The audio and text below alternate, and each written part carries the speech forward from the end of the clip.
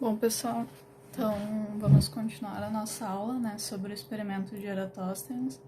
Eu decidi gravar um vídeo aqui para explicar para vocês, caso vocês tenham alguma dificuldade. Então aqui eu fiz um desenho exemplificando o experimento que ele fez, né, com as duas estacas, uma em Siena e a outra estaca em Alexandria, alongando uma reta que passa entre essas duas estacas. Elas vão até o centro da Terra. Teremos o seguinte desenho aqui, ó, desse alongamento dessas duas estacas. É como se a gente pegasse uma reta e colocasse em cima delas, levando até o centro da Terra. Também eu fiz aqui o prolongamento de alguns raios solares que passariam por essas duas estacas. Lembrando que, como o Sol está muito distante, né, da Terra, a gente pode dizer que esses raios eles chegam até a Terra em linha reta. Então a gente vai ter essas duas retas aqui paralelas, simbolizando os raios solares, cortadas por uma reta angulada, que é a reta da projeção da estaca de Alexandria até o centro da Terra. Então, lembrando uma propriedade que a gente tinha visto nas últimas aulas dos outros slides, até se vocês quiserem dar uma relembrada, podem olhar de novo os outros slides, tem uma propriedade matemática que diz que duas retas que são paralelas, cortadas por uma outra reta, vão apresentar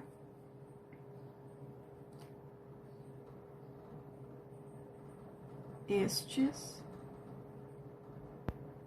dois ângulos iguais. Então aqui a gente tem basicamente esse mesmo desenho.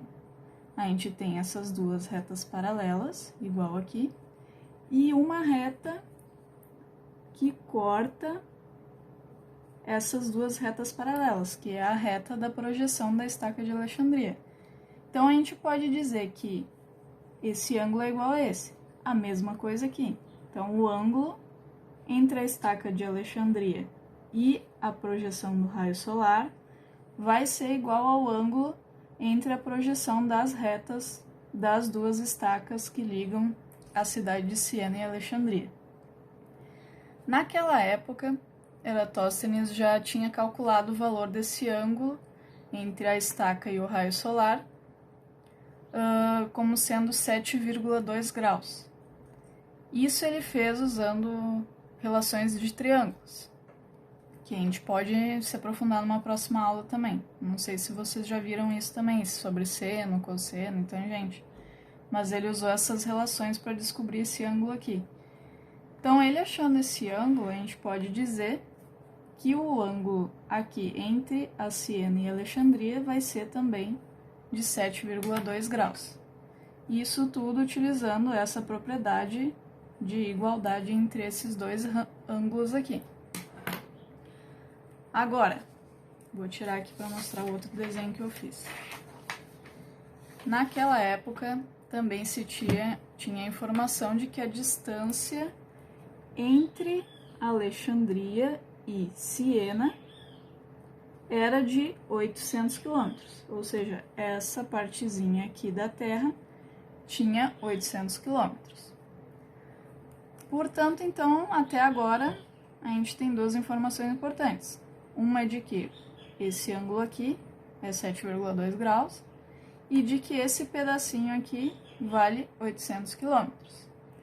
Tá, mas se a gente quer saber todo o comprimento, todo esse pedaço aqui da Terra, a gente consegue encontrar através dessas informações. Eu não sei se vocês já estudaram isso também, mas falando para vocês, um círculo, ele tem, normalmente, né, 360 graus, tá? Então, se a gente for ver, aqui a gente tem só um pedacinho da angulação do círculo, a gente tem 7,2 graus. Mas o círculo no seu todo ele possui 360 graus. Beleza? Agora, para a gente saber toda a circunferência da Terra, todo esse tamanhão aqui, a gente pode usar uma relação entre ângulo e distância, que é muito utilizada através de uma regrinha que eu acho que vocês já ouviram falar, que é a regra de 3. Ela é bem importante, a gente vai usar ela aqui agora nesse vídeo. Então, como é que a gente poderia fazer isso? Ó, vamos pegar e dizer que para 7,2 graus, vou colocar aqui, a gente tem um pedacinho aqui de 800 quilômetros, certo? Mas o que nos interessa é saber os 360 graus, porque a gente quer a circunferência inteira. Então, eu vou botar aqui, ó, eu quero saber em 360 graus qual vai ser a distância em quilômetros. Agora, através da regra de 3, a gente faz aquela multiplicação em x, né? Multiplica esse daqui por esse e o 360 pelos 800.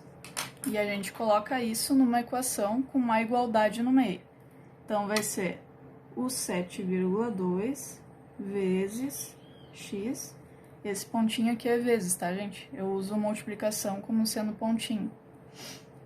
Igual a 360 vezes 800.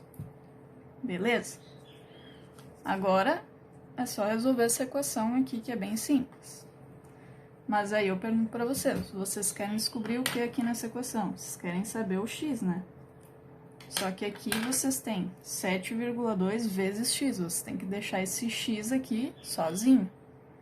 Então, o que a gente poderia fazer para tirar esse 7,2 daqui? Muitos vão dizer, passa lá para o outro lado. Mas, na verdade, o que acaba acontecendo, o passar para outro lado significa isso, ó. Eu tenho que tirar esse 7,2 daqui, o x tem que ficar sozinho. Então, que número eu posso dividir aqui, o 7,2, para que ele fique valendo 1? 7,2, né? 7,2 dividido por 7,2 vai dar 1 pra gente. Só que como a gente tem esse sinal de igual aqui, isso significa que é uma igualdade. Tudo o que eu fizer desse lado aqui, lá do outro lado eu tenho que fazer também. Então, se desse lado aqui eu dividir tudo por 7,2, do outro lado eu também tenho que fazer isso, tá? Então, na verdade, o passar para outro lado é isso aqui que acontece. Só que a gente pula esses processos, né? Mas, enfim. Então, agora sim, ó, 7,2 dividido por 7,2, eu posso cortar, porque vai dar 1. Então, isso aqui vai ficar... Vou reescrever a equação aqui, tá, gente? Vai ficar 1 vezes x igual a 360 vezes 800 dividido por 7,2. O 1 vezes x é a mesma coisa que eu dizer que é x, né? Porque 1 vezes x é x. Então, a gente pega, vou reescrever aqui embaixo, a gente pega e põe x igual 360 vezes 800 dividido por 7,2. Beleza, agora acho que fica mais tranquilo de resolver, né? 800 vezes 360, fazendo na calculadora aí, vai dar 288 mil. Dividido por 7,2, vai dar 40 mil quilômetros. Essa, então, seria o equivalente de distância para 360 graus, ou seja, toda a circunferência da Terra.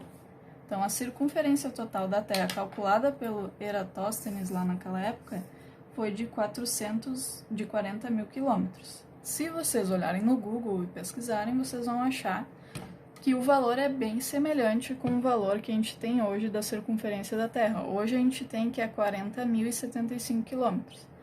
Claro que, por ser feito daquela época, o experimento deve ter tido algum erro, como, por exemplo, o tempo. Será que o tempo que eles mediram aqui, a sombra entre as duas estacas foi o mesmo? A distância também tinha alguma imprecisão naquela época em relação a essa medida. Então, esse valor aqui, ele é muito, muito, muito aproximado do que a gente tem hoje com a tecnologia dos dias atuais, certo? Então, é isso aí, gente. Agora vamos vamos fazer a outra parte, que seria encontrar o diâmetro e o raio da Terra. Bom, pessoal, gravando a segunda parte do vídeo de explicação para vocês do experimento do Eratosthenes. A gente vai calcular o raio e o diâmetro da Terra a partir dessa medida de circunferência que ele conseguiu determinar naquela época. Então, só relembrando os conceitos de raio e diâmetro, o diâmetro é uma medida de um círculo que vem dessa extremidade até a outra extremidade. Então, é todo esse pedaço aqui. Já o raio, ele é uma medida que se faz desde o centro da circunferência até a extremidade da circunferência, ou seja, ele é a metade do diâmetro. Então, a gente consegue fazer relações entre essas medidas, como, por exemplo, dizer que o raio é o diâmetro dividido por 2, como o raio é a metade do diâmetro. Aí a gente diz que o diâmetro também vai ser 2 vezes o tamanho do raio, e assim por diante. Então, para a gente calcular a circunferência da Terra, a gente tem uma relação matemática, né, que faz entre a circunferência e o raio. A gente diz que a circunferência de um círculo vai ser o número 2 vezes π vezes o raio. Π é aquele número, que eu não sei se vocês já ouviram falar, que é 3,1415 e segue várias casas decimais. Um dia a gente pode fazer uma aula sobre isso, sobre como foi feita a medida do número π. Mas por hoje a gente vai usar esse valor aqui. Então, o valor da circunferência da Terra, a gente já tem 40.000, né? Eu vou pegar esse 40.000, vou igualar a 2π, já vou botar o 2π multiplicado aqui, ó, 6,28, tá? 2 vezes 3,14 dá 6,28. Vezes o raio, que é o valor que a gente não sabe ainda, a gente quer descobrir. Bom, como a gente viu antes nas propriedades, se eu tenho um raio aqui e quero deixar ele sozinho, eu tenho que fazer com que esse número ele suma daqui. Então, eu tenho que pegar o 6,28 e dividir por um número que dê 1, que é o 6,28. Beleza? Dividindo esse lado aqui por 6,28, a gente tem que dividir o outro lado também, porque isso aqui é uma igualdade. Agora, a gente corta esses dois números aqui e tem essa relação aqui, que é o raio igual a 40.000 dividido por 6,28, que vai dar 6.369,43 km. Vocês podem comparar também, assim como fizeram com a circunferência, com os valores no Google e ver qual que vai ser a diferença entre esses dois valores. Agora, a gente vai ver o diâmetro, né? Como a gente sabe que o diâmetro é 2 vezes o raio, basta fazer 2 vezes esse resultado que a gente achou que é o do raio. Isso aqui vai dar em torno de 12.738 quilômetros. Também façam a mesma coisa. Coloquem no Google e comparem os valores. Vocês vão ver que é um valor bem aproximado do que a gente tem para hoje. Então é isso, gente. A nossa aula sobre o experimento de Eratosthenes chegou ao fim. Espero que eu tenha sido clara para vocês e agora vocês aguardem as próximas instruções que a escola vai dar pra gente. E bom trabalho para vocês.